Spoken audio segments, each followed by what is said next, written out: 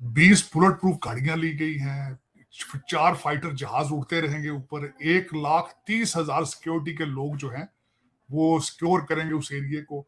475 जो police vans हैं वो हैं वहां पे। अमेजिंग जो उन्होंने इसकी सारी तैयारी की है, इट्स अमेजिंग। मैं समझता हूँ it's a big honour for South Asia, it's no question about it. चिड़िया पर नहीं मार सकती एजेंसी की मर्जी, किसी एजेंसियों की मर्जी के बगैर। इन दोस्तों, मैं मिंदर शर्मा स्वागत करता हूं पाक मीडिया के एक और लेटेस्ट डिबेट में, जिसमें साजिद तरार और आरजू काज़मी बहुत जबरदस्त विश्लेषण कर रही है। अभी जो आयोजन चल रहा है G20 का, उसके बारे में, उसकी सुरक्षा के बारे में, उसके देश कौन कौन से देश यहाँ आ रहे हैं, इनसे क्या गतिविधियां पाकिस्तान और भारत में होगी, और क्या भारत की इकोनॉमी एक बार फिर से बूस्ट अप करेगी, कैसे G20 के देशों का सम्मेलन भारत में हो रहा है, उस वजह से कैसे रशिया और चाइना और पाकिस्तान जैसे चाइना और पाकिस्तान जैसे देशों को कैसे मिर्ची लग रही है, जबकि चाइना और रशिया के प्रेसिडेंट भारत आ भी नहीं रहे हैं। लेकिन उस पर भी विश्लेषण किया गया और साथ में विश्लेषण किया गया कि आज पाकिस्तान में क्या घटनाक्रम चल रहा है, जिसकी वजह से कहीं ना कहीं पाकिस्तान हर दिन बैकफुट पे आ जाता है। जबकि आज भारत का देखें तो दिन ब दिन रुतबा बढ़ता जा रहा है, और कैसे नरेंद्र मोदी जी ने इस आयाम को स्थापित किया है और एक से एक उपलब्धि हासिल करके भारत की झोली में डाल दी है। तो कैसे G20 पे डिस्कशन किया जा रहा है, पहले दोस्तों देखिए डिबेट। और उससे भी पहले मैं आपसे रिक्वेस्ट करूंगा, चैनल पे नए हैं तो चैनल को सबसे पहले सब्सक्राइब जरूर करें। दोस्तों, चलते हैं डिबेट। सर, दिल्ली की पिक्चर्स आ रही हैं सोशल मीडिया पे, बड़ा खूबसूरत सजाया गया है G20, और आज आपके प्रेसिडेंट यानी अमेरिकन प्रेसिडेंट जो है वो भी पहुंच गए, क्या कहेंगे आप? आरजू, मैं ये कहने लगा था कि हमारे प्रेसिडेंट का जहाज जो है कोविड-20 लेकर पहुंच चुका है, कि उनकी बीवी को तो कोविड-19 है, तो ये कोविड-20 लेकर पहुंच गए नए दिल्ली। अब देखें क्या करते हैं। लेकिन अभी मैं देख रहा था, बल्कि मेरा जो पीछे से भारतीय गाने जो हैं वो सुनाई दे रहे थे जब इस्तकबाल के लिए, तो बड़ी बात है। बड़ी तैयारियां हैं, बड़ी गहमा गहमी है। बल्कि मैं हैरान हूँ, जो नंबर्स मैंने देखे वहां तैयारी की हुई है जो उन्होंने भारत नई दिल्ली में 20 बुलेट प्रूफ गाड़ियां ली गई हैं, 4 फाइटर जहाज उड़ते रहेंगे ऊपर, 1,30,000 सिक्योरिटी के लोग जो हैं वो सिक्योर करेंगे उस एरिया को। 475 जो पुलिस वैन्स हैं वो हैं वहां पे। अमेजिंग जो उन्होंने इसकी सारी तैयारी की है, इट्स अमेजिंग। मैं समझता हूँ it's a big honour for South Asia, it's no question about it. बल्कि इसके अंदर जो है कई पॉलिटिकल गेम्स भी जारी हैं। मोदी साहब जो है वो जकार्ता गए कल 9 घंटों के लिए, सुबह 8 से लेकर 6:30 बजे तक। 2 उन्होंने वहां पे कॉन्फ्रेंसेस सेट की, जाके मिले, और उन्होंने टोन सेट की इस G20 के लिए, क्योंकि इसके अंदर काफी पॉलिटिकल टर्मोइल भी मौजूद है चाइना और रशिया और वेस्ट की तरफ से।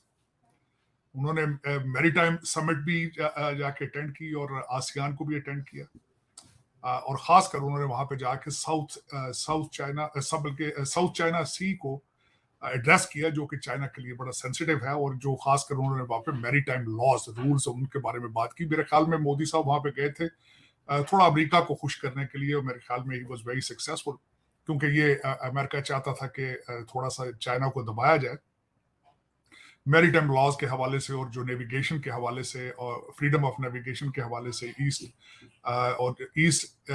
जो एशिया समिट है, जिसके पहले 16 मेंबर थे, अब 18 मेंबर है उसके। तो मेरे ख्याल में मोदी साहब has done a very successful work there in Jakarta और केम बैक। अब देखें आने वाले दिनों में क्या होता है। जो टोन बड़ी अच्छी सेट उन्होंने की है, इसका जो खास कर मोदी जी ने जो वहां पे स्पीचेस दी हैं, उन्होंने उसमें कहा कि 21st century is the Asia century, और हम आफ्टर कोविड जो है इसके ग्लोबल साउथ के हवाले से हम ग्लोबल साउथ की इकोनॉमिक स्टेबिलिटी चाहते हैं। तो उसमें चाइना के प्रीमियर जो आए हैं, उन्होंने भी उसका रिबटल किया, और उन्होंने कहा कि please don't become the party in this new block, no don't join any block का हिस्सा ना बने। उन्होंने भी उसको रिबट किया। अब देखें कि आने वाले दिनों में जो G20 है उसका क्या होता है। एक तो यहाँ पे आपके सुनने वालों में सितंबर 9 से शुरू हो रही है, और इसका स्लोगन जो है वो है one earth one family one future. और इसमें जो एजेंडा है वो ग्लोबल ग्रोथ का है, फाइनेंशियल स्टेबिलिटी का है, और developmental needs of global south. तो सारा फोकस जो होगा ग्लोबल साउथ और इकोनॉमी का होगा, और जो वेस्ट एजेंडा लेके जा रहा है, बल्कि उन्होंने इस पे बातें भी शुरू कर दी हैं, वो एजेंडा यूक्रेन के बारे में लेके जा रहे हैं। और इंडिया, भारत जो है, उन्होंने कहा है कि यूक्रेन की बात जो है वो यूनाइटेड नेशंस में करनी चाहिए। This is not the platform for the Ukraine conflict. तो वो चाहते हैं कि इसमें बजाय यूक्रेन और ताइवान और दूसरे जो हैं उन पे टाइम जाया किया जाए, we need to focus on global south, development, stability and needs for development. तो ये एजेंडा है इसका G20 का।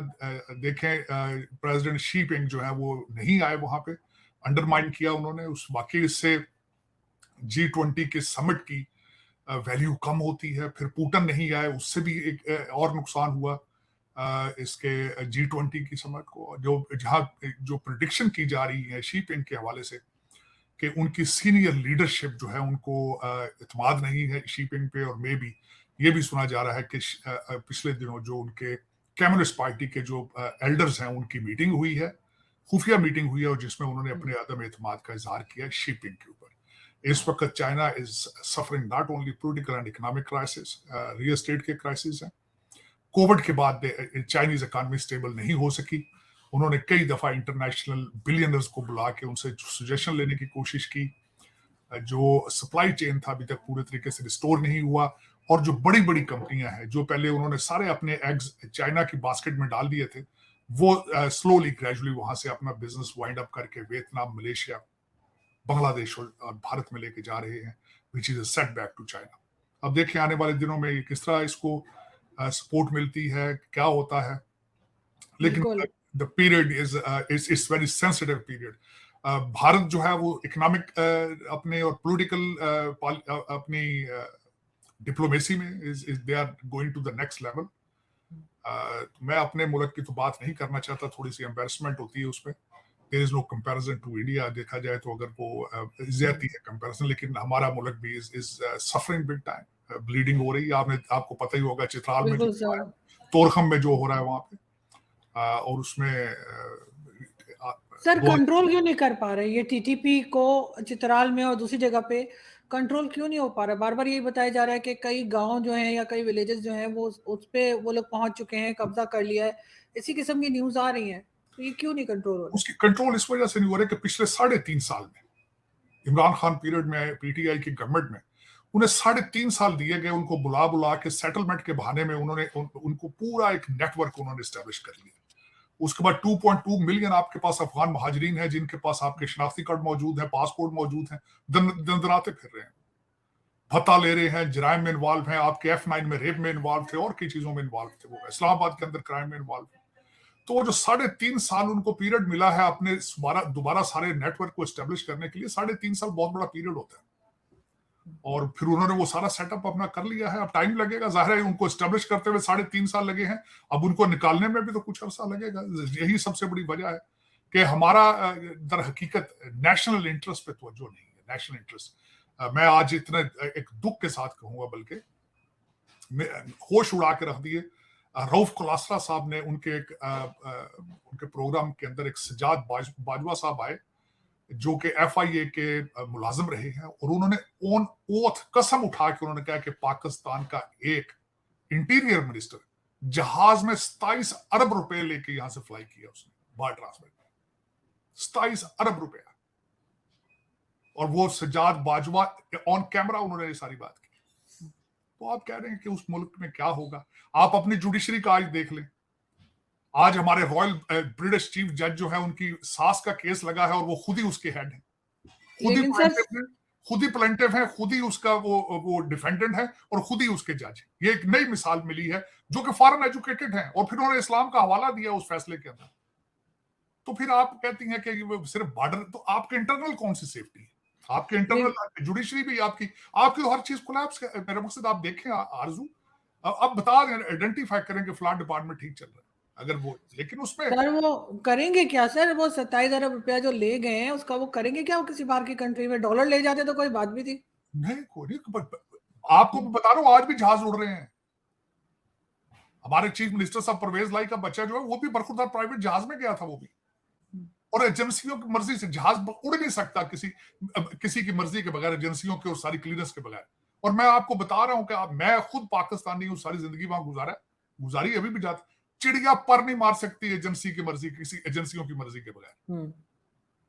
एक एजेंसी नहीं है। आप अगर 25 करोड़ आबादी है तो मेरे ख्याल 10 करोड़ तो आपके एजेंसियों में काम कर रहे हैं। फाइलें बना के आपके फोन टेप रिकॉर्ड करके रखी जा रही हैं, लेकिन इस्तेमाल पाकिस्तान के लिए नहीं करते अपने पर्सनल इंटरेस्ट के लिए फाइलें खोलते। दुख यही है मेरे जैसे लोग। हम जख्मी बैठे ना, हम तो जख्मी हैं। कल मुझे किसी ने यहाँ पे बैठ के उसने कहा ताड़ साहब आप पाकिस्तान की बात करते तो बड़ा दर्द नजर। मैं कहा जख्मी हूं यार, मेरे जख्मों से खून रिस रहा है। आप कहते हो कि मैं पाकिस्तान की बात करूं तो तालियां बजाऊं? तुम्हें बता दो मुझे। मैं कहा तुम्हारे और मेरा फर्क ये है, तुम्हें पता ही कुछ नहीं है। उसकी वजह यह है कि तुम्हारी तालीम का लेवल कोई नहीं है, तुम्हारी सोच कोई नहीं है, तुम्हारा कोई विजन नहीं है। मेरा इल्म जो है, मेरी स्टडी, मेरे लिए वही मेरा दर्द है। उसकी वजह यह है Arzoo, my father went to law school in 1958। My mother was a headmistress in the small town. मेरा दर्द यह है कि मुझे वहां से निकाला गया है। दोस्तों आपने देखा कैसे साजिद तरार ने बहुत जबरदस्त विश्लेषण करते हुए सीधा सीधा बताया G20 के क्या क्या मायने रखते हैं और कैसे कैसे कौन से देश भारत में आगे अपना भविष्य सुधारना चाहते हैं। और क्योंकि इस सुनहरे भविष्य के साथ कहीं न कहीं पूरे विश्व की भी ग्रोथ है, लेकिन पाकिस्तान इससे बिल्कुल पीछे हटा हुआ है, क्योंकि चाइना जैसे देश के चक्कर में आके पाकिस्तान ने अपने पैरों पर वैसे ही कुल्हाड़ी मार रखी है। तो कैसे अब आगे आने वाले समय में भारत के बढ़ते हुए रुतबे का फायदा भारत की इकोनॉमी को मिलेगा। तो दोस्तों इसी प्रकार की लेटेस्ट पाक मीडिया की एक से एक वीडियो, लेटेस्ट न्यूज और डिबेट के लिए चैनल को सब्सक्राइब जरूर करें दोस्तों। जय हिंद, वंदे मातरम, भारत माता की जय दोस्तों।